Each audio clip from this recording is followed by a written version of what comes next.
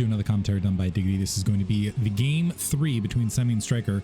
Semih starting in the upper right corner as the white Protoss. We got Stryker in the upper left-hand corner as the blue Zerg. This is on Radion, one of those large macro maps that has a lot of space and area about it.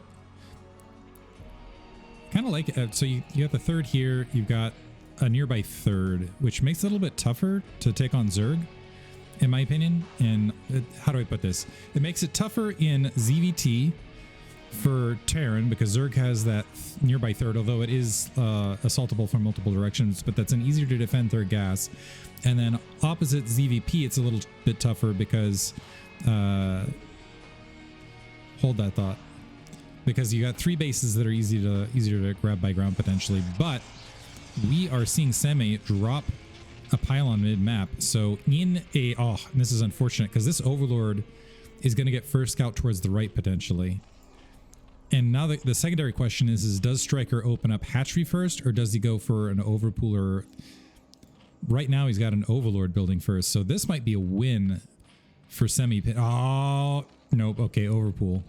So very defendable situation now for Stryker, and could turn into a reverse problem for Semih depending on how it plays out. This can be honestly early pool. You're really hoping for an 11 or 12th hatch in this scenario.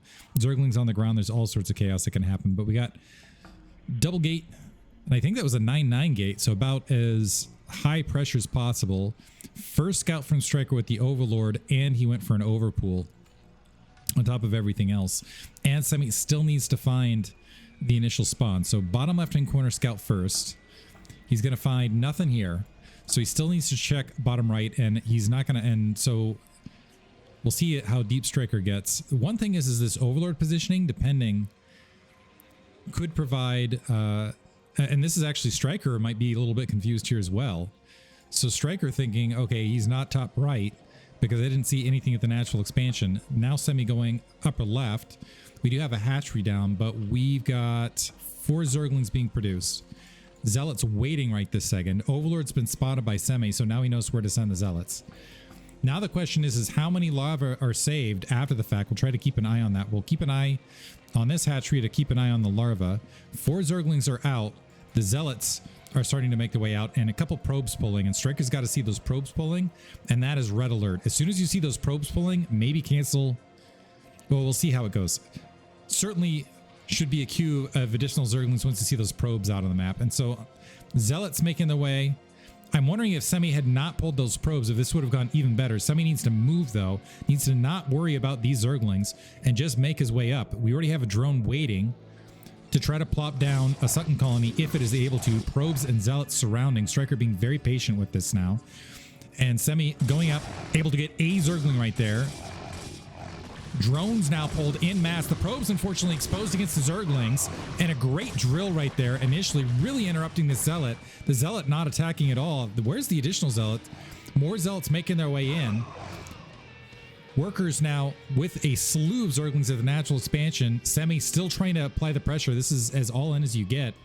And you're going to see more Zerglings queued out. The more Zerglings that come out, the worse the situation gets for Semih. Drones pulling, getting some good damage on that weakened Zealot. One Zealot taken care of, a second Zealot very weak. Those 2 Zealots gone. And it looks like Stryker off the overpool might have held here. Although it's getting close still. Okay, never mind. I was about to say that still a couple Zealots holding, but the drone's getting the damage done. And now Semih in a lot of trouble because there's enough larva and enough economy for Stryker to just continually pump Zerglings. He's even getting the extractor down the natural expansion. Not something he was expecting. And this is actually clever. I didn't realize he pulled all the drones to do the mining down here and also provide the defensive support.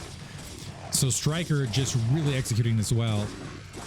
Nice little exchange right there. Semih not giving it up yet, but another slew of Zerglings making their way out. And here's the thing, like gas has been delayed quite a bit in the midst of this.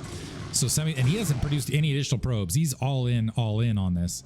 That's 10 probes and that's it. Enough to get Zealots peeling out of those gateways as much as possible.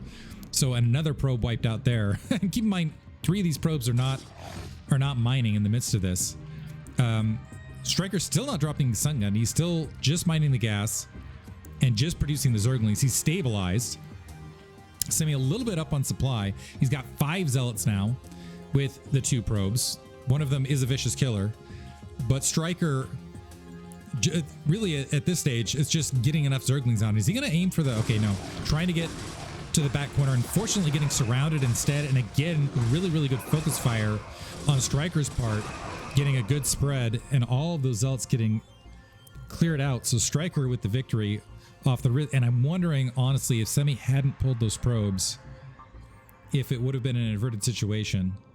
But Stryker just having some fantastic micro, dealing with that perfectly. He is vicious. Great player. He will continue the upper bracket. Look for Semih to mix things up even further in the lower bracket, because he's shown us some good stuff. Hope you guys enjoyed it. Thanks for listening.